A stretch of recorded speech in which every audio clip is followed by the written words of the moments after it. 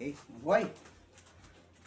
Ito yung saksak na yung atake na nagsabi nila na pwede daw chinilas, takbo. Paano nga ang sitwasyon nito? Itong binibigay kong technique na diskarte, ito po'y option na po to. Wala po ako sinasabi na ako po'y magaling na instructor. Ako po'y baguhan pa lang at saka po'y simpleng kunting kaalaman ko lang to. Sinishare ko sa pamagitan ng social media. Ipapaliwanag ko lang sa mga maraming na halos nagmumura na yung mga nagagalit sa akin. Hindi ko alam kung bakit sa pambabas nila. Okay lang naman yung mga nagbabas na yan. Ipaliwanag ko sa inyo kung bakit ako pa bang katakbo kung halimbawa na ito nakasandal na sa pader. Itong binibigay kong diskarte, ito yung option lang po to sa mga biglaang mga atake na siyempre di mo naman control na. Itong ginagawa ko, option lang to. Yun nga, di bali masusugatan, huwag lang mapupuruhan. Kasi hindi tayo perfecto. Kahit anong galing mo sa martial art, patalim yan. Tsaka yung pag-atake, nakadepende yan sa atake ng umaatake sa'yo. Iba pa rin yung may alam kaysa walang alam. Kung sa ganitong sitwasyon, yung mga ilag ko na ganito, saksak siya. Itong mga ilag ko to, maraming basher doon.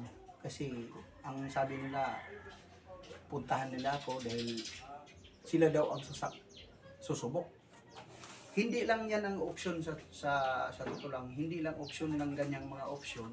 Pinapakita ko lang yung mga ibang ideya. Pwede naman kahit ito nakasandal ka na, ang mahalaga sa'yo, yung katawan mo, iilag mo talaga. Kasi ano na yan saksak. Ito lang, pwede naman to Kailangan lang, mabilis lang yung kamay mo rito. Kaya nga, ang martial art, kailangan mo, pag-aralan mo ng todo ang isang technique. Hindi po yung isang beses, nakikita mo lang sa video, kuha mo na. Yan. Yan. Pitik niyan dito. Ito, ang dami ko ng opsyon.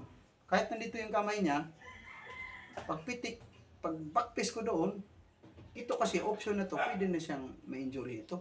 Pag ibaba ko to. Kung ito namang mga tekniko na mayroon akong mga slide sa katawan, ang mahalaga kito kasi nakasalalay dito yun, dito naman bibirahin ng mga karamihan nagka-atake. Bihira lang yung mag-atake dito sa leg. Yan. Kailangan mabilis, seconds lang, counteran mo kaagad siya. Kasi makagalaw siya ng panibagong diskarte, bubunutin yan Pero pag pitik mo na yan kahit mabilis ang saksak, kung halimbawa di mo maiwasan, biglang nagulat ka, hindi ka makagalaw sa pag-slide, saksak, dumog ka, ito dumog. Blocking. Iwas. Counteran mo na agad ng sipa. Tirayan mo sa bayag. Nasa sayo na yan kung option men, pero kung tuusin, napakaraming option.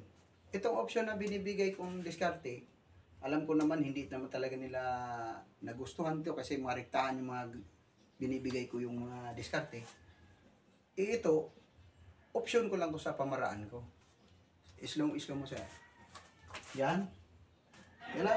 Kailangan pag-chop mo dito, itong isang kamay sa ilalim, agad counter.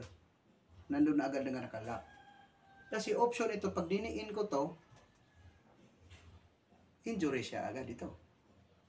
Nasa sayanin kung pwede pa mag-elbow. Hindi pa na siya mabubunot na sir. Hindi na. Paano mabunot yan? Tama. Bilisan pa bunot siya.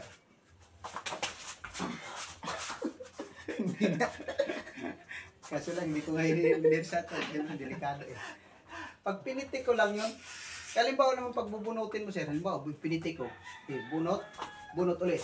Isasaksak mo pa rin naman yan Pabalik-balik lang yan. Di ba? Pag saksak mo ulit, saksak. Pag pitik ko dito,